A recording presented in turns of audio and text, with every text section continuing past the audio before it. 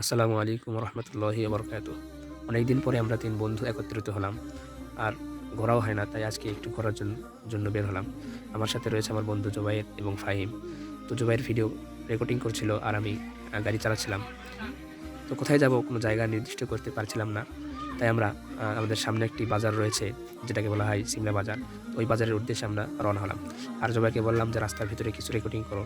আমাদের রাস্তা নন্দীগ্রামের রাস্তা মাশাআল্লাহ অনেক সুন্দর। আমরা এই রাস্তা পেয়ে গর্ব করি যে এত সুন্দর রাস্তা করে দেওয়ার জন্য যারা এই রাস্তার কাজে সহযোগিতা করেছে কিংবা যারা রাস্তার কাজে উদ্যোগ নিয়েছিল তাদের সকলকে আমরা আন্তরিক শুভেচ্ছা জানাই, ধন্যবাদ দিই। তাদের জন্য আমরা দোয়া কামনা করি এত সুন্দর রাস্তা করে দেওয়ার জন্য। আমার বিশ্বাস যদি আপনারা কোনোদিন আমাদের এই নন্দীগ্রামে আসেন তাহলে অবশ্যই আপনারাও বলতে বাধ্য হবেন যে না, আসলেই নন্দীগ্রামের রাস্তাঘাট অনেকটাই সুন্দর, সরকার অনেকটাই উন্নত করে দিয়েছে। আপনাদের সকলের দাওয়াত রইল, আপনারা একবার হলেও আমাদের এই নন্দীগ্রামের রাস্তাঘাট দেখার জন্য আমাদের গ্রামে, আমাদের নন্দীগ্রামে অবশ্যই আসবেন, এই কামনা করছি। আপনারা দেখতে পাচ্ছেন যেখানে গাড়ি অনেক চাপ, অনেক ভিড়। আসলে এই বাজারটা অনেক সুন্দর এবং প্রসিদ্ধ বাজার। এই বাজারে অনেক দামি খাবার, অনেক সুন্দর খাবার পাওয়া যায়। আরেকটা প্রসিদ্ধ রয়েছে যে এই বাজারের নাম হচ্ছে সিমলা। এই সিমলার মিষ্টি, পঞ্চের মিষ্টি, এটা খুব পছন্দ। তো আমরা ৩ জন সিঙ্গারা কিনলাম। ৩ জন ৩০ টাকা দিয়ে সিঙ্গারা কিনলাম। সিঙ্গারাও খুব স্বাদ এই বাজারের।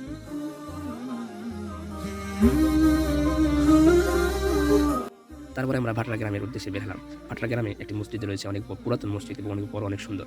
সেই মসজিদটা একটু দেখব বলে। ভাট গ্রামের এই মসজিদটা অনেক পুরাতন মসজিদ। আগেকার জমিদারদের মাধ্যমে এই মসজিদটি নির্মাণ করা হয়। মসজিদের বাহিরে যদিও নতুন কাজ করা হয়েছে, কিন্তু ভিতরে রয়েছে পূর্বের যুগের সব ডিজাইন। তো আপনাদের কাছে দাওয়াত রইল, আপনারা যদি কোনোদিন নন্দীগ্রামে আসেন তাহলে একবার হলে এই মসজিদটি দেখে যাবেন। আশা করি অনেক ভালো লাগবে। তারপরে আমরা সেখান থেকে রওনা দিলাম পণ্ডিত পুকুর নামে একটি বাজারের উদ্দেশ্যে। পণ্ডিত পুকুর বাজারের ব্যাপারে আমরা শুনেছিলাম যে এখানে ২টি চাপের ঘর করা হয়েছে, সেগুলো খুব বিখ্যাত এবং